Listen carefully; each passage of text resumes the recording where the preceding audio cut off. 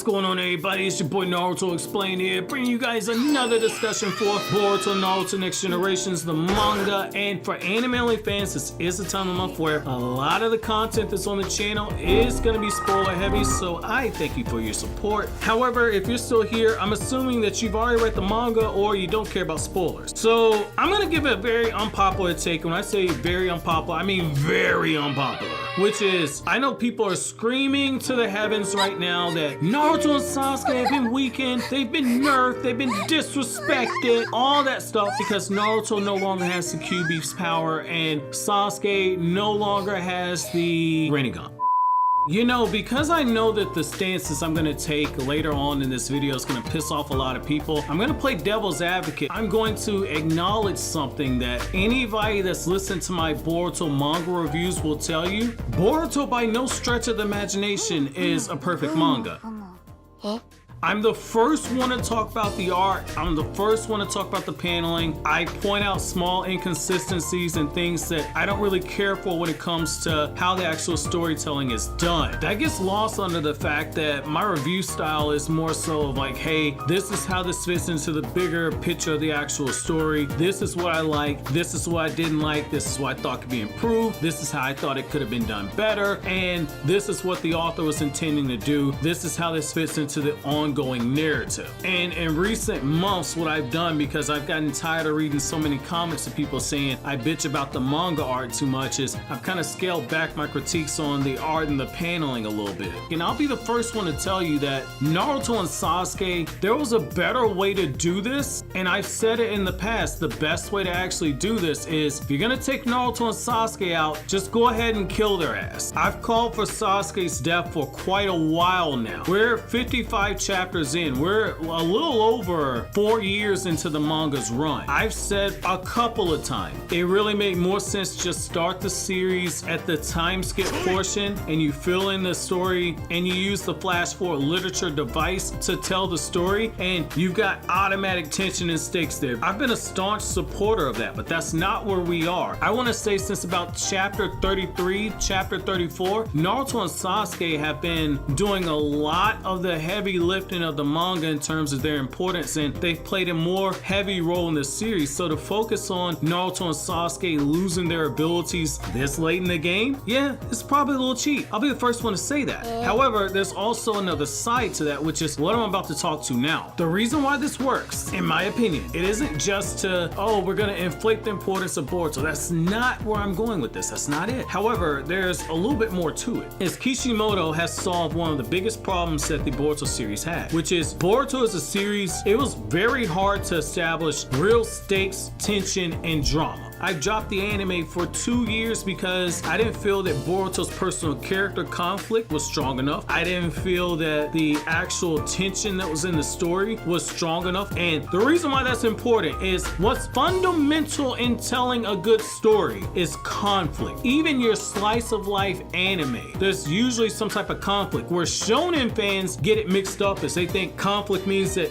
somebody's got to take their fist and shove it into somebody's face. That's not always the case. But in the case of a battle shonen, which is what Boruto's manga is a continuation of, in a battle shonen, you need there to be real conflict. Conflict has to be one of the things that drives your story. And so Naruto and Sasuke, just by existing in this world, they kill any type of tension. And I'm gonna give you a few examples from the Boruto anime as well as the manga to kind of highlight this for you. So everybody knows Naruto and Sasuke, they're the two strongest people on the planet before Ishiki shows up. Nobody really expected them to get challenged at any point. When you look at the Boruto anime, there's one thing you also have to keep in mind too. So in the Byakuya gang arc, you were in a situation where Boruto and Shikadai, they were having the issue with Ryogi, and then they run into the more skilled person that was over the Byakuya gang, and he was getting away, and it looked like Boruto and them were in a situation where they've been outfoxed and outsmarted by somebody more talented than them. And then you got this situation where Naruto just shows up out of nowhere with his kyuubi chakra mode on, stretches out his hand, and then all of a sudden the train stops and the guy's been apprehended. That kills your tension right there, because at any given point, you know Naruto can stop any threat that's coming into the village. The same thing with Sasuke when they had those mutated white Zetsu. Team Konohamaru was struggling with those Zetsus. And what's one of the things that you saw? Sasuke shows up before Team Konohamaru even gets a chance to try another strategy and struggle to get the win. Sasuke solos a whole cavern of white Zetsu off screen. Again, that kills your tension. In the manga, it's not like that. So let's look at the opposite approach. So when you introduce somebody that's more powerful than Naruto and Sasuke, like Jegan had to absorb chakra from a new Ten Tails that's on a different level than the one we saw in the war in order to amp up his body, and then he fought Naruto and Sasuke. So he was juiced up when he fought him. You see Jegan, everybody going in that chapter was like, oh, Naruto and Sasuke are gonna wax this dude. He sealed his own death wish by putting Naruto and Sasuke in a situation where they're isolated and can cut loose. Even Naruto and Sasuke wanted to smoke, saying, you just messed up, we ain't gotta hold back now. Jegan looks at the perfect Susanoo and he's critiquing it, saying, yeah, this ain't all that impressive right there. And then he kicks Sasuke out the perfect Susanoo after saying so much for the perfect defense. And as the fight progresses, he's just bodying these dudes. And in the immediate aftermath after all of that, I remember in my comment section, people saying Jegan's like a gag character. There's no way Jegan's this powerful. Where the hell was Jegan? Nobody expected Jegan to be this strong. And most importantly, when it comes to Naruto and Sasuke, nobody thought that their mortality would ever be questioned. But by essentially taking this power away from them, Kishimoto's done three things. The first thing is he's grounded the series in a way to where now all of a sudden the series is not approaching that typical shonen level where new villains showed up and it's like, oh shit, they're more powerful than the ones before. All of a sudden you're not going down that route, because Naruto and Sasuke have been brought down to a level to where current existing threats are an actual threat now. Delta was able to pressure Naruto. Granted, Naruto was suppressed, but in the promotional material that we got in the wrap up, one of the things that we found out was that